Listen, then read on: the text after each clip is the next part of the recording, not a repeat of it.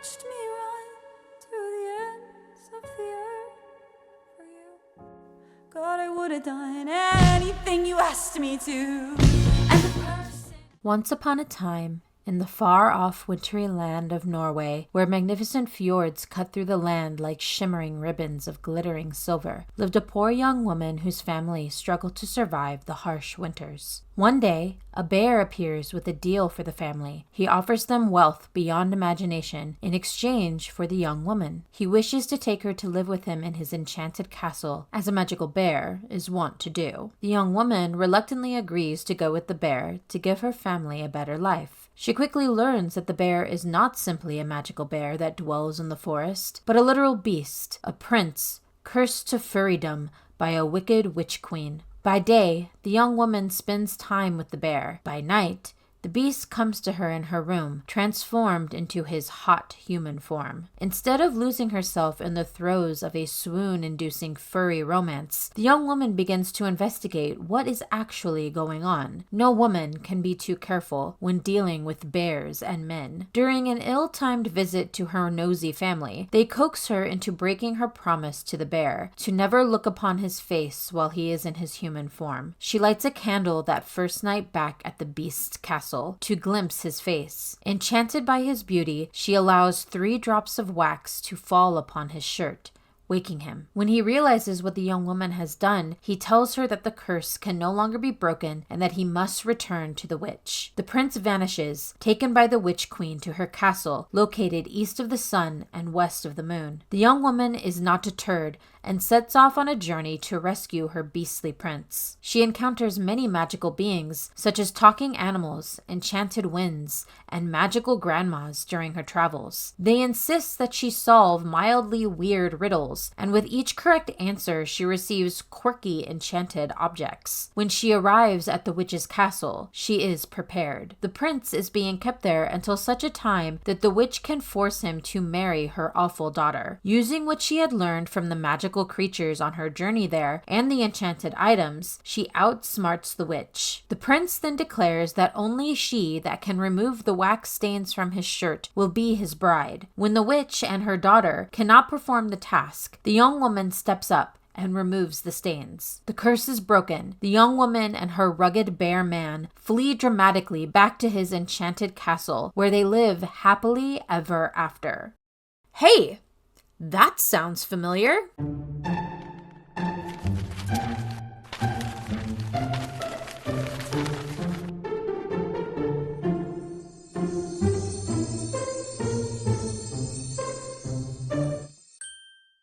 East of the Sun and West of the Moon is a popular Norwegian folktale that was collected and published by folklorists Peter Christian Asbjørn and Jørgen Moe in their Book of Norwegian Folktales around 1844. It is a simple folktale, and in that simplicity lives its beauty and timelessness. This is probably why it has been retold and reimagined in many different ways. Its central motif is classified as the animal bridegroom, or the search for the lost husband. Another well-known myth that is similar, the Greek myth of Cupid and Psyche, but even that can't compare to the most popular reimagining of the tale, Beauty and the Beast. There are a few changes, but the overall concept of the story is there. Over the years, there have been many other reimaginings of this folktale, but none has grown to the same height of popularity as the recent reimagining that in its way has revitalized the folktale. Even if most of the fandom has no idea that their favorite book is based on an old folktale, let's talk about A Court of Thorns and Roses.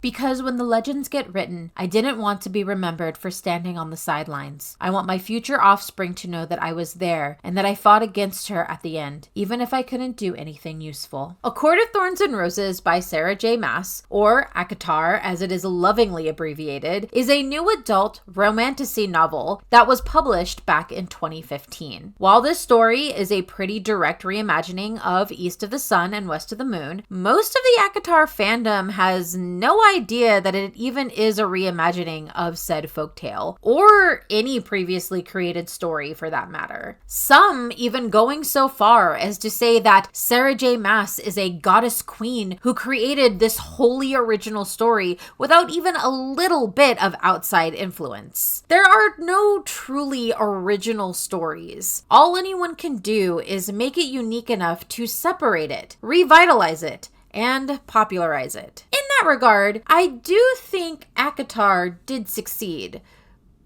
For the most part.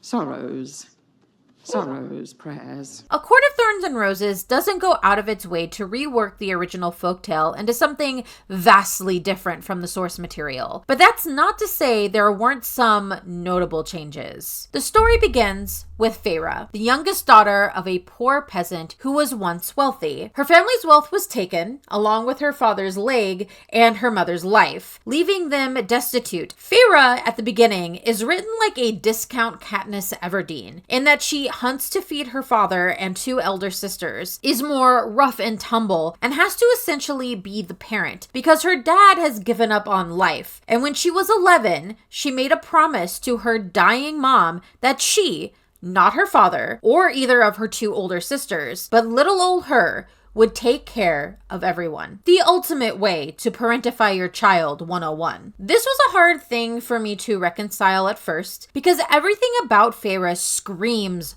firstborn daughter. But I guess SJM wanted to really stick with the youngest sister plot from the folktale. The other thing about Feyre, she can't read or write. The book goes so far as to explain that the reason for this is her family lost all their money before Feyre could attend tutoring sessions like her older sisters. I do think it's weird that neither of her sisters just offered to help with teaching her, or that her father didn't insist that they do so. This is one of many instances that show Feyre's family is toxic as hell. One day, while Feyre is hunting, she accidentally, on purpose, takes down a Fae who is currently in the form of a wolf. In this world, Fae and humans are kept apart. Their worlds separated by a magic wall. There is some backstory with a war between the Fae and humans, but SJM doesn't really care about giving that backstory or context because, quite honestly, I think it would be hard to explain how Fae, who outnumber humans, were defeated by humans. The wall is to ensure that neither species enters into each other's territory. However, it does seem that the Fae can just go into the human world with no issues. This separation is controlled and monitored by a treaty of rules between the two realms. Are there consequences to breaking this treaty? Is it magical? Who knows? I guess we aren't meant to know that yet. One of the rules is if a human unalives a Fae, their life is forfeit to the Fae who claims the life taken. It's basically a next of kin kind of thing. Feyre is informed of this by the High Fae Lord of the Spring Court, Tamlin, when he comes barreling through her front door in the form of a giant beast. The reason Tamlin gets to make this decision is because the Fae Feyre unalived was a member of his court and his friend. This Fae was sent by Tamlin to locate a remedy for the curse that has befallen the entire Spring Court. One of the other caveats of this curse is that Tamlin and his subjects are forced to wear a mask that covers their entire face. Each mask represents a different animal, which I'm guessing is supposed to help Feyre and readers distinguish between the lower Fae. I get that Tamlin is desperate to end this curse, but it's a bit cold to send members of his court to the human realm, essentially to their death, for the small chance that they can locate the cure. As far as first impressions go for a love interest, because it's pretty obvious that's where this character of Tamlin is headed, he isn't coming off as the best option. Bound by the treaty, Feyre's life is now forfeit to Tamlin. Instead of dispatching her, he offers her the choice to come with him to the Spring Court. It's not really a choice when the other option is death. Cake or death, Cake, please. Tamlin does have his reasons for wanting a human to come live with him in his castle. It's not because he is merciful. We aren't meant to know why yet, though. In exchange for Feyre agreeing to come with Tamlin, he provides for her family financially and with security. Tamlin is a bit annoyed by Feyre from the very beginning, which would explain why he drugs her for their trip across the wall into the Spring Court. This objectively powerful dude drugged and essentially kidnapped this barely adult young woman. When we arrive at the Spring Court, we are introduced to Tamlin's roommate, the grumpy, goodest boy, Lucien.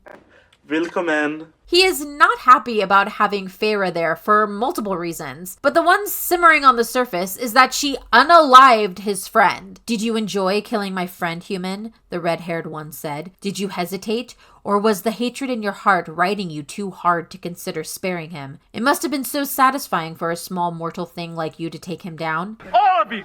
Daddy, chill. Then these two start giving off very strong enemies to lovers vibes, and I was super invested. I was so disappointed when I realized that Lucien wasn't Feyre's love interest, or even just one of them. Have you finally agreed to be our third? Because you know we've discussed this. Lucien and Feyre get along so well and have legitimate chemistry. "Do you ever stop being so serious and dull? Do you ever stop being such a prick?" I snapped back. "Dead, really. Truly, I should have been dead for that." But Lucien grinned at me. "Much better." "I might die of surprise," Lucien said behind me. "You made a joke, Feyre." If SJM wanted to better set up Tamlin and Feyre as a couple, the best way would have been to switch up a few of the interactions with Lucien so that they were with Tamlin. Instead, these characters don't get to know each other or spend any meaningful time together that isn't extremely uncomfortable. The interactions between them are so stilted and tense for no reason. The one scene that is meant to be this big changing point in their relationship is when Tamlin offers to write letters for Feyre. The context for this is while Feyre has been in the Spring Court, she has learned that the magic of the Fae is slowly disappearing. It is described as a disease,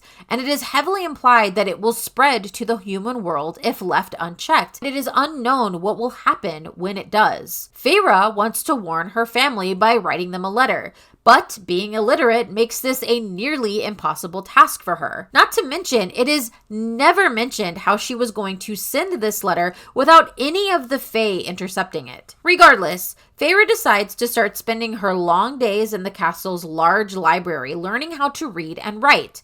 An admirable goal. It is here that Tamlin finds Feyre, sees that she is trying to learn to read and write, then offers to write the letters for her. On the surface, this might appear sweet. Not only is this a gross violation of her privacy, but why would he not just teach her to read? Wouldn't that be much more useful and, dare I say it, romantic? There are a couple of things in here you could start with.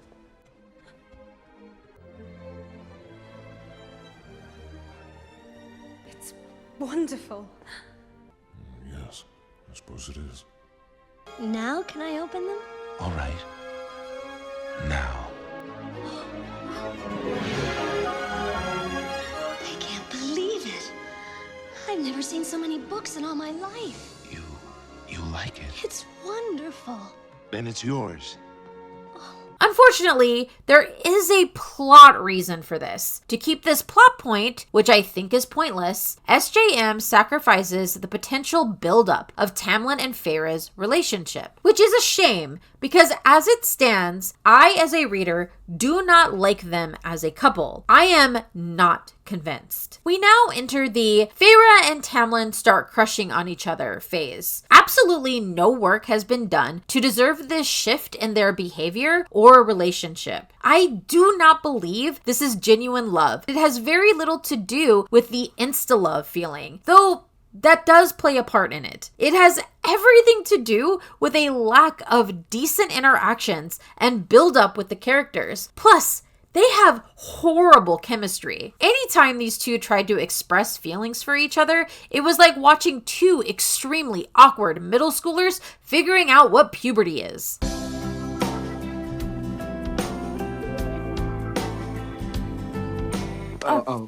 This is made even worse by the fact that Tamlin is 500 years old. The text says that aging for Fae is different, equivalent to human years, would make him somewhere in his early 20s. But he has still been around a long time. How does he practically have zero social skills? Despite the awkwardness between Feyre and Tamlin, they managed to hop into bed together in what is honestly one of the most lukewarm, spicy scenes I have ever read.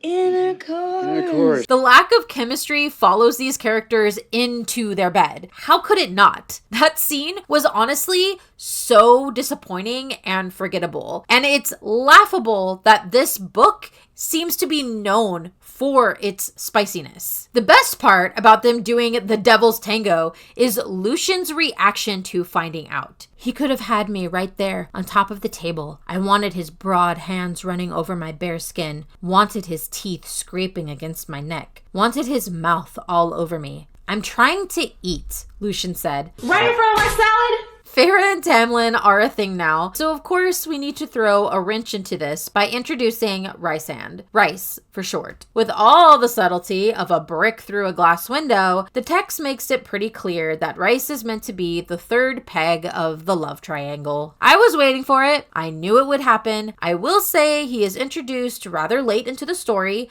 which was an interesting choice. Only because had Feyre and Tamlin's relationship actually been written well, I would think swaying fans to Team Rysand would prove difficult. Maybe this is why Tamlin is written like such a fool. SJM knew he would have a contender, and God forbid she give the guy a fighting chance. Rysand doesn't need to do much to have a better relationship with Feyre. He just exists. Frankly, that's enough. He is more interesting and has more chemistry with Feyre, but that's only in comparison to Tamlin. The bar started in hell. He also has some pretty big flaws, but the text wants readers to be more understanding and forgiving of him. Where Tamlin is annoying and subtly problematic, Rysand is meant to be dark, mysterious, and dangerous, which is fine so long as he doesn't present as dangerous to Feyre. Rysand's introduction is not great. When Rysand formally meets Feyre, he physically attacks her for reasons that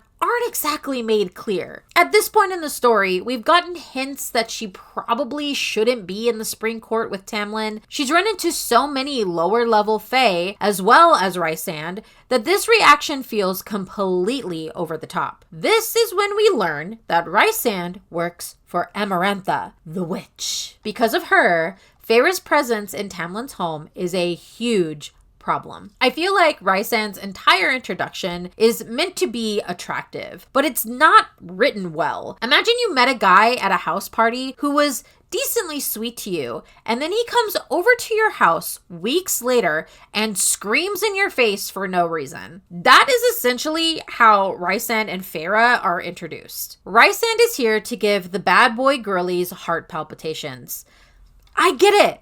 I do. But woof. Rysand in this moment is no better than Tamlin. I would argue he is worse. This is what men get away with in young adult books. So this is what we get. Rysand leaves the Spring Court, but Tamlin knows they are going to have a problem with Amarantha. Amarantha is a particularly vicious high fae with an affinity for unaliving humans out of her hatred for them. There is an attempt to give her a sort of sad backstory, but it's not done well enough to evoke any kind of sympathy for her. She's not a morally gray-coded villain. Aside from destroying humans, her other life goal is to wed and bed Tamlin.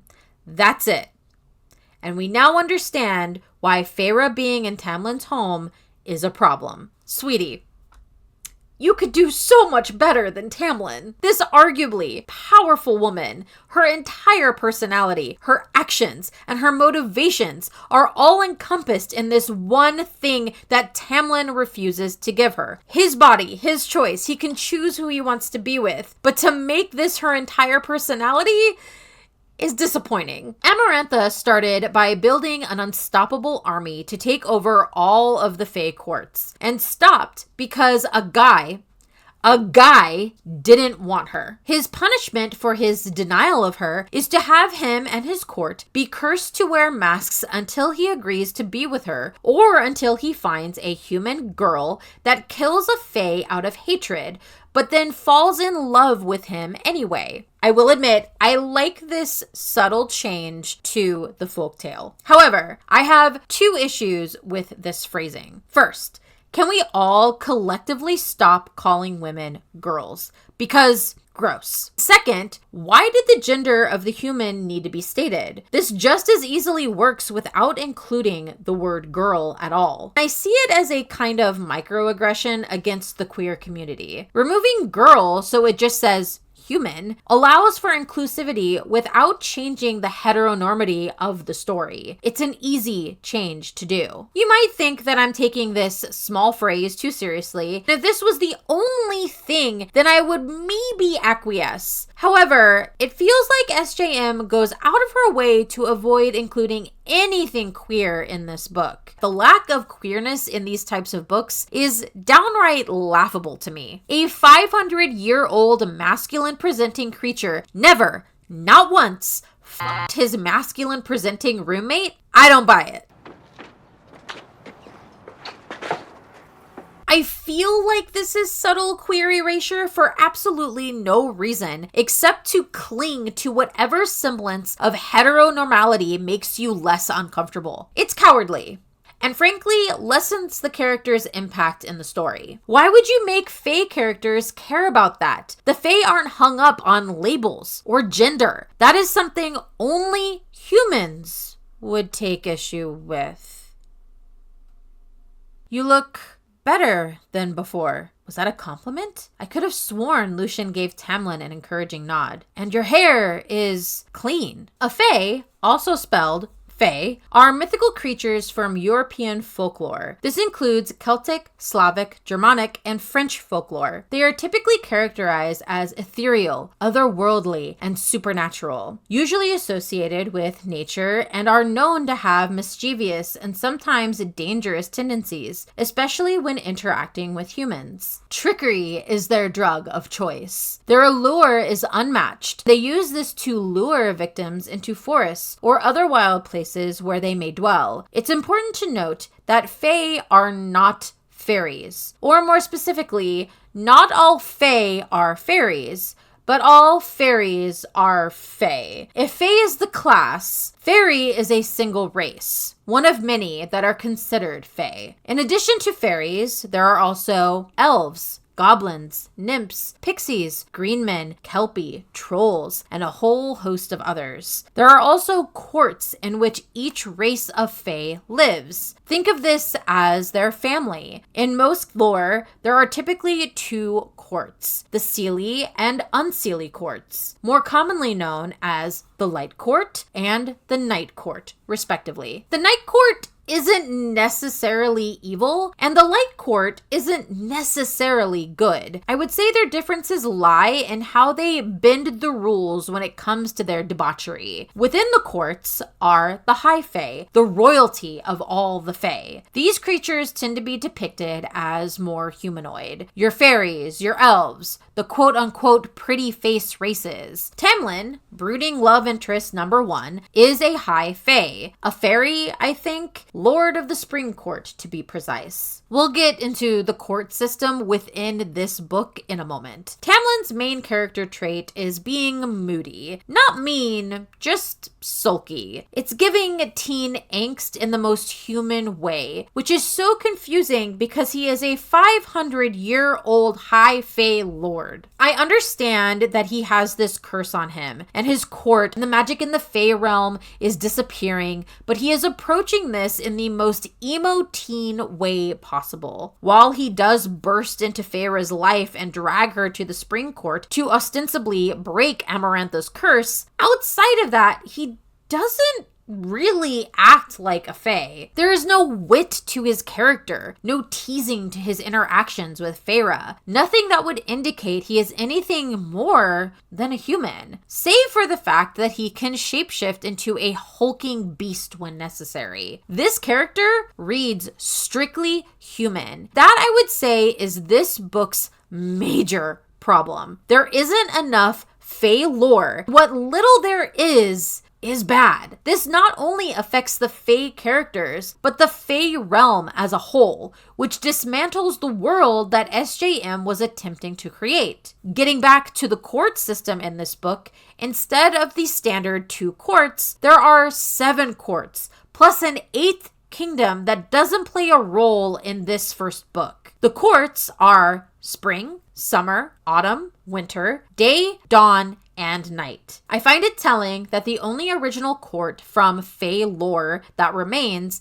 is the Night Court. It's very much giving Hot Topic thinking it's the same store from the 90s vibes. But we all know the truth. More pop than goth. The 8th kingdom is the island of Highburn. The only things we really know about this place is there is an evil king. This is where Amarantha came from. The only courts that play a role in this first book are spring, night, and autumn. Tamlin is the High Fae Lord of the Spring Court. Rysand is the High Fae Lord of the Night Court. And Lucien is the exiled High Fae Lord of the Autumn Court. Nothing is set up as far as the court system in this book outside of who is in charge. The Spring Court is the most affected by the magic disease that is spreading. I'm guessing this has something to do with the fact that the Spring Court is the only court that abducts the wall to the human realm. That is not confirmed in this book.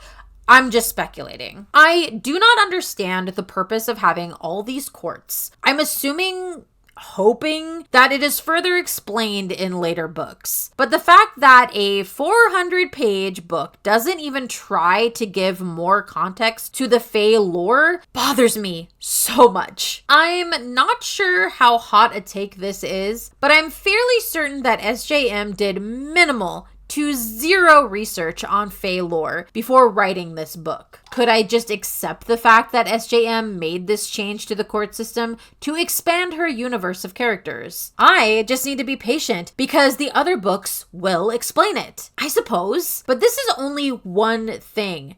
There is so much more. This is like Fae lore basics. For example, iron is lethal to Fae because it is a material that is the purest representation of the human realm, a harsh contrast to the capricious and magical nature of the Fae realm. In stories, humans have been known to make weapons or trinkets from iron to prevent the influence of the Fae or simply to dispatch them. Ashwood, on the other hand, isn't normally fatal to Fae. However, it slows down their healing abilities, leaving them vulnerable to human attack. Ashwood is what Feyre uses to unalive Andres. Yeah, I suppose it's a minor thing, but not to me. Especially when we get a scene of Feyre's sisters bragging about their iron bracelets. It's like SJM deliberately reversed their uses. And there's really no reason why you would do this. There is also the key personality trait of the Fae in that they love rules, ensnaring humans into having to live within said rules while finding loopholes for themselves. Be that through force or their favorite, trickery through a turn of phrase. A Fae will spin a masterful web of carefully crafted words, usually in the form of a riddle, that the human must solve, and if the human gets it wrong, their life is forfeit to the Fae to do with as they please. Tamlin never does this with Feyre, never even considers. Why? I get that part of the parameters of the curse is that no one, not Tamlin, nor anyone in his court, could tell Feyre about the curse and the role she was meant to play. You're telling me that a High Fae Lord wasn't thinking of using a riddle as a loophole to drop some information? That doesn't make any sense. Somebody who doesn't think lyrically in terms of like poetic words that just are struck. It is also said that Fae food is particularly potent for humans, causing them to be more susceptible to manipulation. There is a brief scene where Feyre is hesitant about eating the food that Tamlin offers, but he assures her it's safe. The food isn't dangerous for humans because the Fae cast a spell on it. It's dangerous because it comes from the Fae realm. This is never utilized or even mentioned again. Also, name magic is never used. They're just gallivanting around knowing each other's true names, not a care in the world. Identity theft is not a joke, Jim. I wish SJM had given at least a quarter's worth of effort to establish Fae lore in this book. Rysand as a Fae character is no better. The only thing he does that is remotely Fae-like is making a deal with Feyre that requires her to give up 2 weeks out of every month to come stay with him in the Night Court in exchange for his help. This is arguably something a Fae would do, but then it hit me that this is just setting up the second book. Other than that, Rysand is just here to be the counter to Tamlin. It feels like all the Fae characteristics and personalities got put into Lucien, which thank goodness, because he is fantastic. He is the goodest boy, and you cannot convince me otherwise. The fact that he is not Feyre's love interest, or one of them, is a legit crime. I would argue he is the only Fae character that acts like a Fae. He is annoyed by Feyre because she unalived his friend and is now his third roommate. Sort of in retaliation, he allows her to get into semi-dangerous situations. It's more so done in a mischievous way versus malicious, which is absolutely what a Fae would do. Sneaking out into the woods and encountering legitimate dangerous Fae kind of trouble. It's fine. She has plot armor and Tamlin rescues her. It's a reenactment of the wolf rescue scene from Beauty and the Beast. I just know that SJM wanted this scene to serve as a sort of turning point for readers falling in love with Tamlin, but it failed. Do you want to know why? Lucien apologizes. Lucien apologizes to Feyre, and it is one of the sweetest scenes. Lucien and Feyre actually have chemistry. They have banter and this sweet enemies to lovers relationship that I was sucked into immediately. I genuinely love them as friends, and I wanted them to be lovers. I adore Lucien. The human and Fae dynamic works with them because he acts like a Fae. I should have been having these same feelings for Feyre and Tamlin, but I just didn't. Don't even get me started on Amarantha.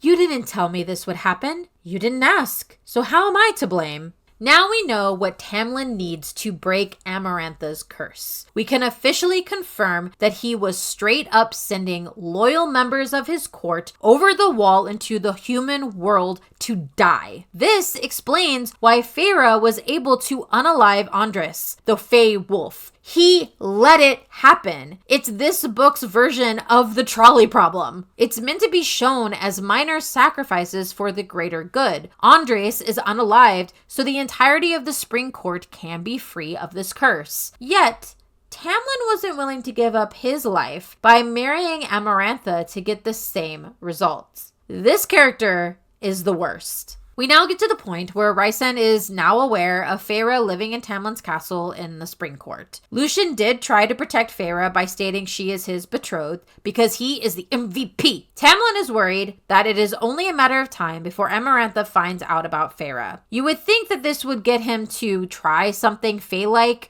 to get the curse broken. He does nothing to get Feyre to say, "I love you." No tricks, no fun shenanigans, nothing. So boring. You cannot convince me that there was not a loophole here. Instead, we are told that no one could tell Feyre about the curse, and there was nothing anyone could do. Technically, at this point, the reader doesn't know why Amarantha knowing about Feyre is something we should be worried about. Yet, Tamlin is worried enough to have Feyre returned to Cinder. Ah! Ah! Go back to your kind! To protect her, Feyre is put into a carriage that can speed travel back to the human realm, which is convenient. She is sent back to her family. Her father and 2 sisters are now living in the lap of luxury. The few interactions she has with her family are off-putting, considering what the family dynamic was before Feyre was kidnapped to the Spring Court. I was not a fan of Feyre's family. Her father was useless, her sisters were mean girls, and her mother, while on her deathbed, parentified an 11-year-old daughter. The audacity. Feyre suffering her toxic family is what makes her the most relatable to me. It's giving the eldest child energy, and I understand that. We don't have time to unpack all of that. The book never does, though I hope the series does eventually. For no discernible reason, Feyre's eldest sister has a complete 180 personality change. Weirdly, she has become the new Feyre in the family, which now means being on high alert for the Fae. Because unlike their father and middle sister, the eldest sister knows where Feyre has been for the last few months. She knows about the Fae and is justifiably worried about what the implications of that might be. Promise me you'll think about the implications. The important thing is that she sees that Feyre is miserable being back in the human realm. She tells Feyre that she needs to go back to the Spring Court, to Tamlin. Feyre does not need to be told twice.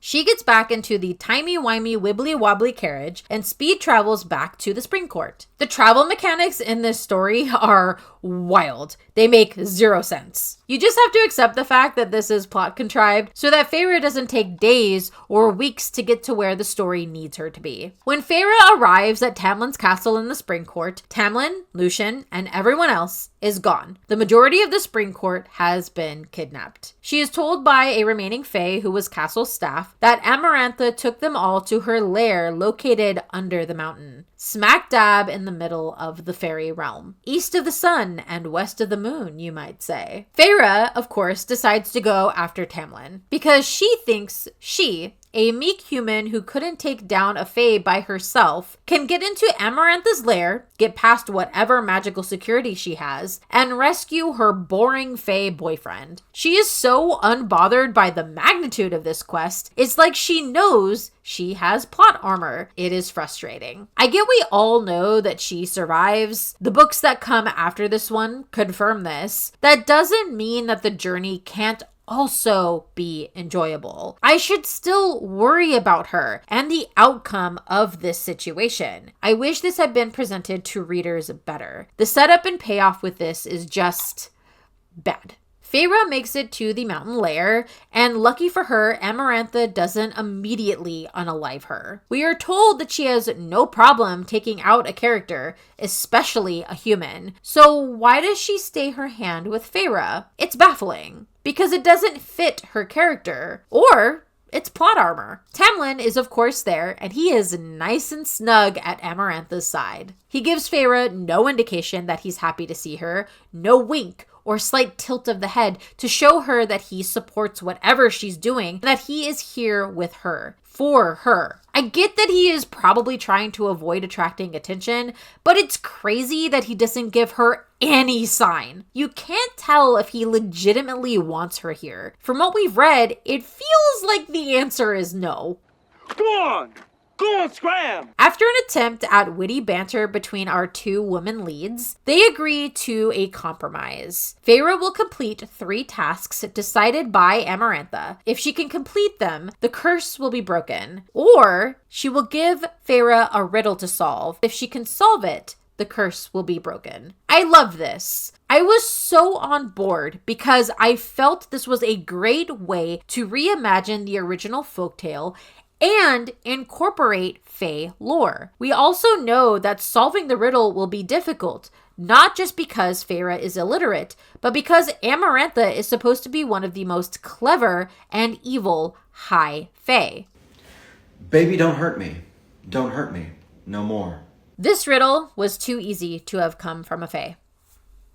There, I said it. My disdain for this riddle has nothing to do with Feyre. The text establishes that she is illiterate. She shouldn't be able to easily figure this out. However, Amarantha should have created a more difficult riddle. I shouldn't have been able to figure out the riddle immediately, but I did. In addition to taking the fun out of trying to solve the riddle, this also kind of breaks the relatability most readers feel with Feyre. At least it did for me. She is our stand-in. Up until this point, the reader has only known what she knows. And despite the mediocre writing, it has worked. We have now moved ahead of Feyre's knowledge in the story. Now we are waiting for her to catch up. And it feels weird. Amarantha is implied to be this extremely intelligent, conniving, and manipulative high fae, yet she can only come with what is arguably the most basic of riddles. This is not a fae tier level riddle. Not even close. I think the reason why SJM wrote Amarantha this way was to level the playing field between the two woman leads. SJM created a woman main character who is completely ignorant of Fae, has no desire to learn about them even though they are the predominant species in this world, and as far as she knows, could easily take over what remains of the human realm. When Feyre enters into the Fae realm, she chooses to remain ignorant of their culture and way of life, never asks any real questions, or if she does not push for the answers when none are given. Her main character trait seems to be being completely ignorant of the world in which she lives. How she has managed to survive is frankly a miracle. And that doesn't mean I'm not smart and tough and strong. Okay. A character isn't meant to just pop into existence at the beginning of the story and refuse to be a part of the world they live in. Feyre is essentially a blank slate. At least she is at the beginning of the story. A character that allows the reader to latch on and mold into who they want her to be. By the end, that is who she is. Yeah, I liked her character by the time the climax started to kick into high gear. The problem is nothing is earned by Feyre to get to that point. There is no character arc, no growth to lead up to who she becomes in the end, which is an adversary to Amarantha. Where does her new personality come from?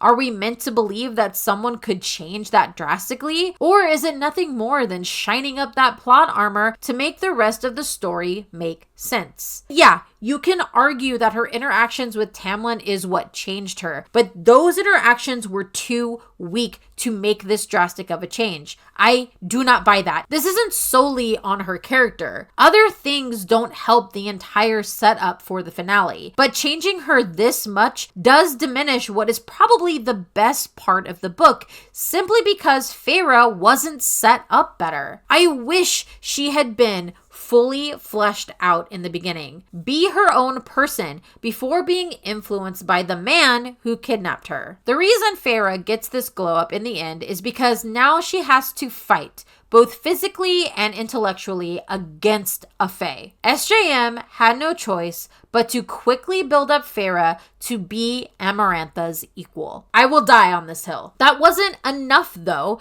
because she also needed to wreck Amarantha's character by dumbing her down to make sense of Feyre being able to defeat her. Lessening the villain to ensure the hero wins is such a bad idea. Amarantha was done so dirty by this book. Yes, there is her backstory about hating humans, but it feels so hyperbolic and is only relevant in the climax. Most of the Fae don't like humans just on principle. Her hatred of humans is taken to a whole other level. The real issue is that she wants Tamlin, and she hasn't learned that no is a complete sentence. No! Because of this, and needing Feyre to be her equal, when we are finally introduced to Amarantha, she is written as impulsive, unthinking, and not as clever as we were initially told. A horrible writing choice for a Fae character. Make her conniving, make her tricky, make her vicious. It's not the best, but fine. If you can't write her in such a way that she can turn a phrase to entrap humans, what are we even doing here? That's the whole point of Fae. If the Fae can't trick humans and can't trick them well, they might as well be humans. And once that thought enters your head, you start to wonder if the Fae in ACOTAR are really any different from the humans. Their personalities, emotions, cleverness, and story choices are all ruined. Sure, they have magic, but that is only a small part of what makes them Fae. SJM doesn't even utilize that part well. Amarantha should have been a formidable foe. Instead, she is so disappointing. Love, I breathed. the world crumbling into blackness with no end. The answer to the riddle I got out, choking on my own blood. I am normally not great at riddles, so the fact that I could solve this one in a matter of seconds further proves my point that this wasn't as clever as it should have been. Since it is well established that Feyre is illiterate, she doesn't solve the riddle right away. I am fine with this.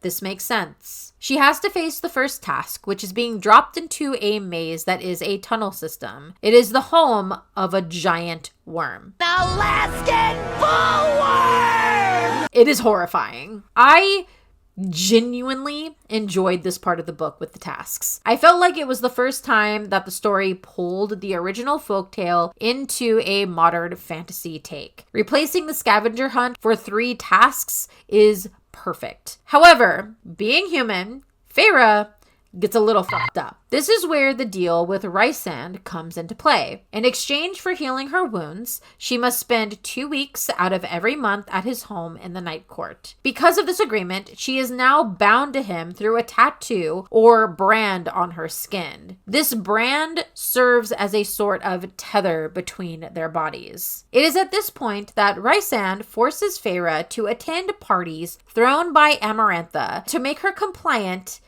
he drugs her. He dresses her up in what is nothing more than a strip of thin cloth held together by 2 brooches. He makes her dance for him and sit on his lap like a trophy. I can't help but think that all the readers who like this character just sort of forgot that he had done this in the first book. This deal between the 2 characters, I'm fairly certain, is meant to set up the folklore story in the next book. I don't know anything about the plot of the next book, but my guess is it is going to be a reimagining of the Hades and Persephone myth. It wasn't exactly subtle. Tamlin bears witness to this entire ordeal and does nothing to help Feyre or react to what Rysand is doing to the person he supposedly loves. There is nothing that states that the curse would prevent him from doing these things. I loathe him the most for this, for standing by and allowing Feyre to be abused in this way. This was the final nail in the coffin for me in regards to this character. What a weak man. Feyre's not perfect, but she deserves better. I did not see the plot reason for this, for having Rysand treat Feyre this way, and it made me so angry.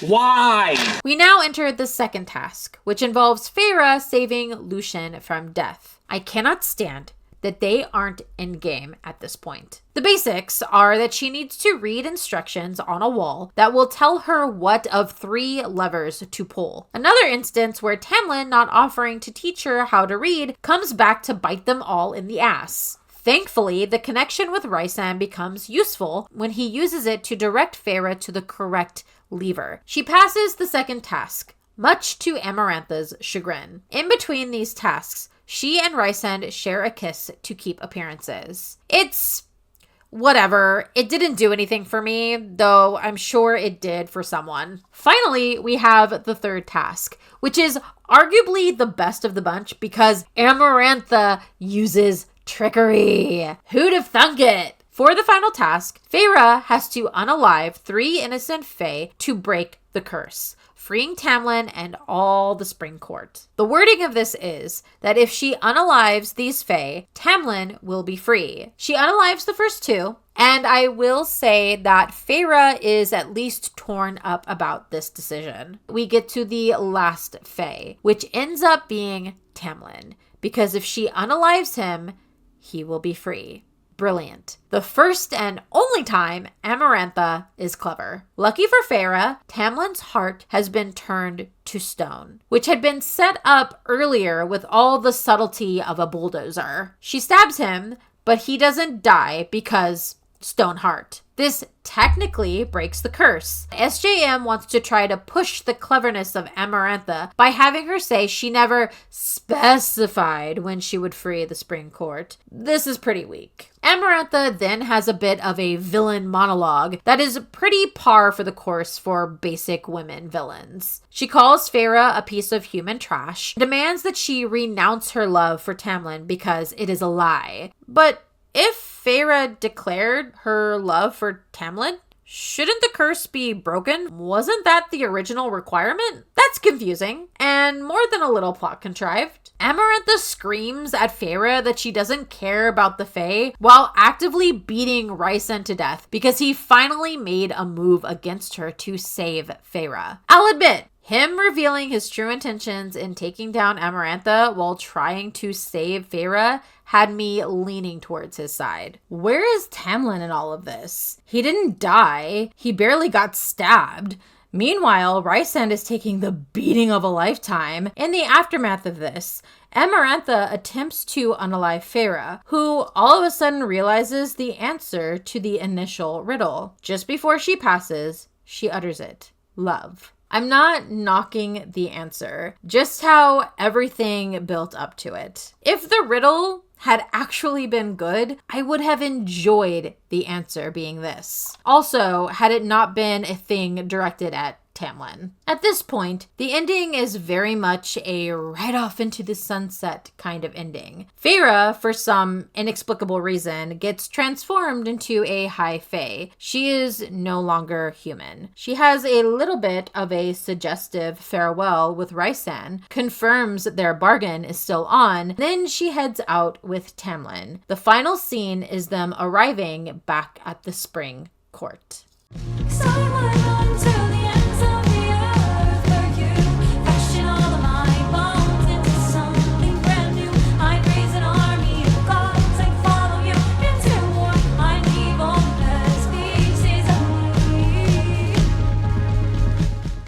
There seems to be a movement within the bookish community that holds the idea that life is too short to not DNF bad or mediocre books. Sure, do what you need to enjoy the books in your life. No one should be made to feel pressured to read a book they don't enjoy. What if there is a gray area, a state of reading that allows for enjoying the pure popcorn midness of certain books? Sometimes books are so bad that they come back around again to being good. Sometimes I enjoy the book that is just meh.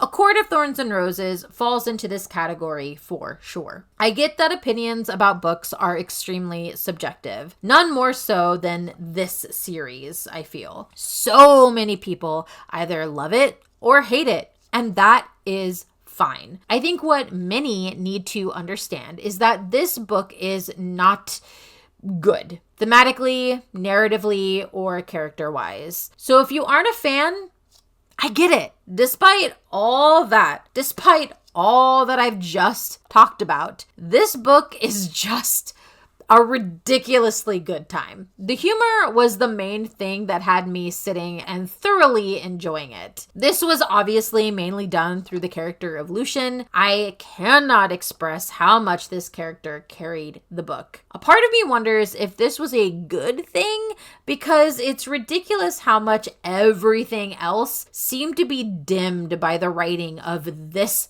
one particular character. Writing a story set in a world with Fae, centering Fae characters, then choosing to not differentiate between the Fae and the human characters' personalities was an overall bad decision. This to me is what dragged the book down into mediocre status. I think this is why a lot of supernatural fantasy books that throw in these supernatural creatures without any lore built up around them end up being awful. You either need to base these characters off of known lore or create your own. SJM did neither. Had this book not been so obviously linked to an already established folktale, and an extremely popular one at that, it would have served the story better. I know I would have enjoyed it a whole lot more. While I did enjoy the big change from the folktale in creating the tasks, that was the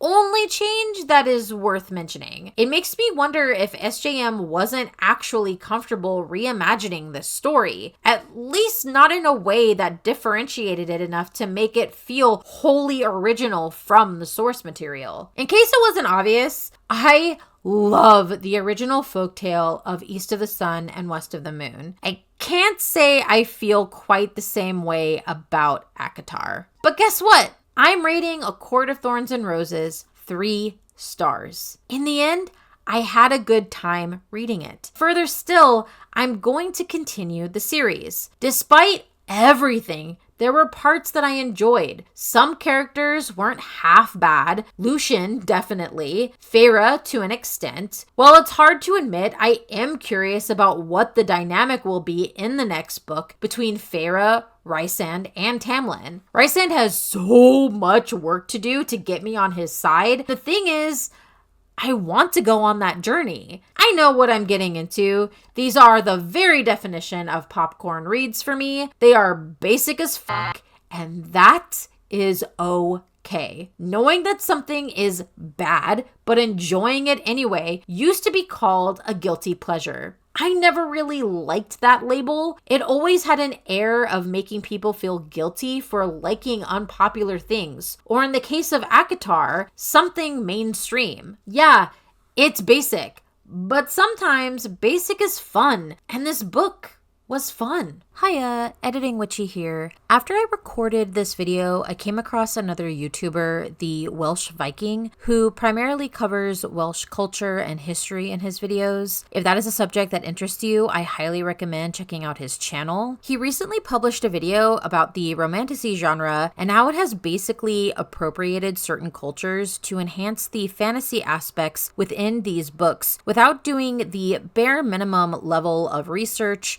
or at least acknowledging the culture they are basing their work on. I have to admit, there is a habit in this genre to take all of these different cultures that technically fall under Celtic and just twisting them into these insensitive and lazy amalgamations to use in their romantasy stories to give it that just a little bit of fantasy flair. I don't have an issue with the romantasy genre, but I can't deny that this issue goes largely unaddressed, so I'm really happy that he did address it in his video. The problem, obviously, is that these cultures are diverse with their own customs, languages, and folklore, and that needs to be acknowledged if you are planning on taking inspiration from any of them. I mentioned that I thought SJM was so focused on the Norwegian folktale aspect of ACOTAR that she neglected anything having to do with Fae lore, and this pretty much confirms that. The big thing the Welsh Viking mentions is the Fae characters having Welsh names, but little to nothing else about them is Welsh. If you want to take inspiration for your Fae characters from Welsh lore, then do that.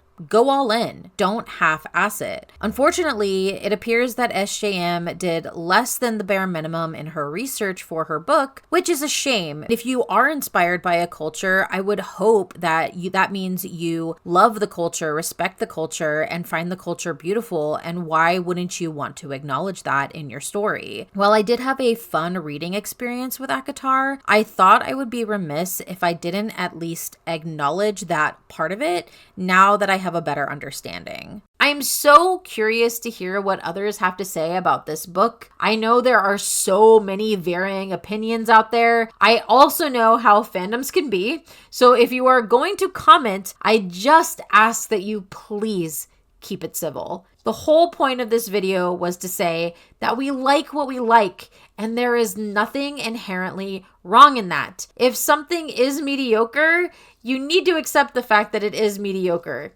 even if you are a fan of it. If you enjoy my videos and would like to support my channel, the best way to do that right now is to like this video, subscribe to my channel, and click that notification bell to get notified for my new videos. It really is a big help, and I greatly appreciate it. Until our next chapter together, merry part and blessed be.